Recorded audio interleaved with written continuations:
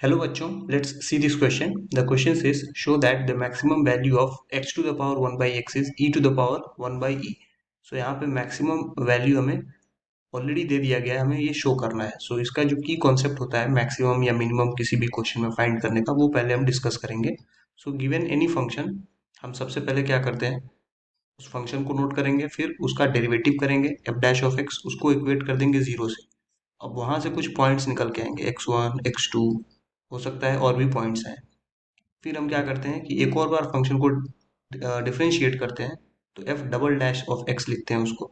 और फिर बारी बारी से ये x1 x2 जितने भी पॉइंट्स हमने स्टेप 2 में फाइंड आउट किए, उन पे F double dash of x का वैल्यू कैलकुलेट करते हैं. अगर ये लेस देन जीरो आता है तो इसका मतलब x1 जो है हमारा, वो पॉइंट ऑफ लोकल मैक्सिमा है, यानी उस पे लोकल मैक्सिमम वैल्यू होगा.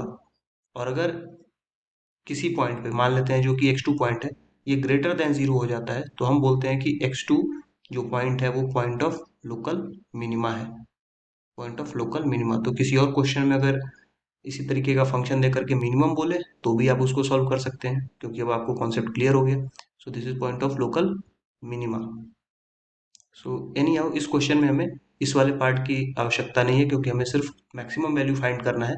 तो हमारा जो फोकस होगा वो इस वाले पार्ट पे होगा, कि जहाँ पे किसी पॉइंट पे हम ये प्रूव कर रहे होंगे, ये शो कर रहे होंगे कि ऐसा हमें मिलेगा.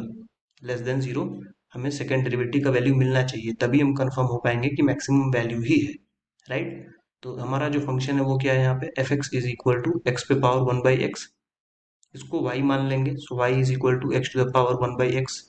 तो यहाँ पे दोनों साइड लॉग ले लेते हैं, तो लॉग बेस ई को ln लिखा जाता है, सो ln y लिख रहा हूँ, और ये ln x पे पावर 1 बाई एक्स. अब लॉग की एक प्रॉपर्टी होती है, कहीं पे लॉग ऑफ m पे पावर n है, तो ये पावर हम पहले लिख लेते हैं और ये हो जाता है n log m. इसी का यूज यहाँ पे करके क्या लिख सकते हैं, ln y is equal to 1 by x, जो पावर था वो आ गया, और ln x बच जाएगा. अब हम यहाँ पे डिफरेंशिएशन कर सकते हैं. डिफरेंशिएशन कैसे करेंगे, पहले लॉग का डिफरेंशिएशन होगा. So differentiating with respect to x, मैं एक्स के रिस्पेक्ट से डिफरेंशिएट करने जा रहा हूँ. Differentiate with respect to x. So W R T का मतलब है विथ रिस्पेक्ट टू. ठीक है. सो ये स्टैंडर्ड नोटेशन भी है, बुक्स में ऐसा आपको देखने को मिलता है, डब्ल्यू आर टी लिखा रहता है, मतलब विथ रिस्पेक्ट टू एक्स. तो यहाँ पे एल एन वाई का डिफरेंशिएशन होगा तो 1/y, बट ये लॉग का डिफरेंशिएशन है. अब y का करेंगे तो dy बाई डी एक्स. अब यहाँ पे अगर राइट साइड में देखें तो ये दो फंक्शन हो गया, एक तो 1/x है, दूसरा ln x है. तो पहले 1/x को हम कांस्टेंट रखेंगे, तो ln x का डिफरेंशिएशन 1/x प्लस, जब 1/x का डिफरेंशिएशन करेंगे तो ये माइनस 1/x स्क्वायर आ जाएगा, और ln x को कांस्टेंट रखेंगे. राइट. तो dy बाई डी एक्स हमारा जो फर्स्ट डेरिवेटिव है फंक्शन का, वो कितना हो जाएगा, ये y इधर आ जाएगा, और ये हो जाएगा 1/x square minus 1/x square ln x. So again y हमने क्या एज्यूम किया था, x पे पावर 1/x जो गिवन फंक्शन था, और नीचे से एक्स स्क्वायर भी कॉमन आ सकता है. तो ओवरऑल ये ब्रैकेट में बचेगा 1 माइनस ln x. अब ये जो पावर है उसको हम ऊपर एडजस्ट अगर कर दें तो ये हो जाएगा x पे पावर 1/x माइनस 2, और ये ब्रैकेट में बन गया 1 माइनस ln x. सो यहाँ पे ये हमारा फर्स्ट डेरिवेटिव है बेसिकली, जो भी हमने फंक्शन एज्यूम किया था, हम dy बाई डी एक्स को ही हम इस नोटेशन से भी जानते हैं F dash of x.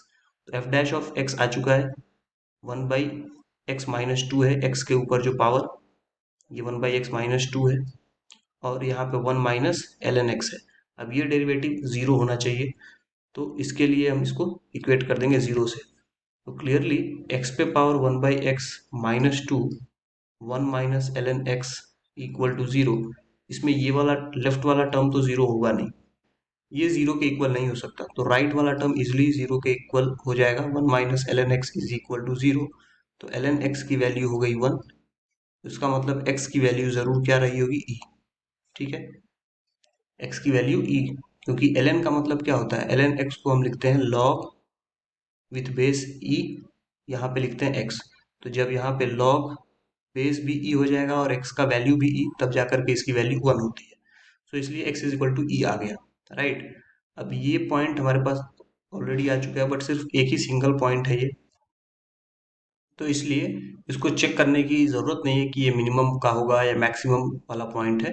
Definitely जो हमें मैक्सिमम प्रूव करने के लिए बोला गया है तो ये मैक्सिमम वाला ही पॉइंट है। अगर दो तीन पॉइंट्स होते हैं तो उसमें हमें कन्फ्यूजन होता है कि ये कौन सा पॉइंट पे मिनिमम होगा, कौन से पॉइंट पे मैक्सिमम होगा। So therefore I can say x is equal to e is the point of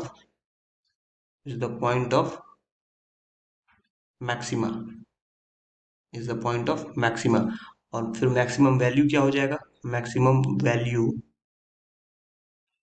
is equal to, अगर हमारा फंक्शन x पे पावर 1/x था तो x की जगह e रखेंगे तो ये e पे पावर 1/e हो जाएगा।